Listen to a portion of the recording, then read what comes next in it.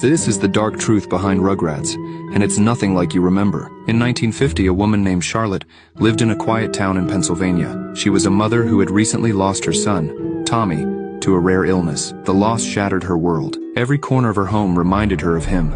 His toys, his empty crib, the silence where his laughter once echoed. Unable to cope, Charlotte began imagining that Tommy was still alive. She would set an extra plate for him at dinner and speak to him as though he were beside her. But as her grief deepened, she created imaginary friends for Tommy to play with. There was Chucky, a nervous red-haired boy based on her neighbor's son who died in a car accident. Then came Phil and Lil, twins, inspired by the tragic story of a local woman who had miscarried. Finally, there was Angelica, a reflection of Charlotte's younger, bossy self. Her imagination became her escape. She wrote every detail into a journal, creating adventures for these imaginary children. But Charlotte insisted she could see them, laughing, whispering, sometimes crying. Years later, the journal was discovered at an estate sale by a screenwriter who turned it into the beloved cartoon Rugrats. But the show carried an eerie sadness, a sense of loss hidden beneath the humor. Some believe Charlotte's creations weren't imaginary at all. They say her grief gave life to something more.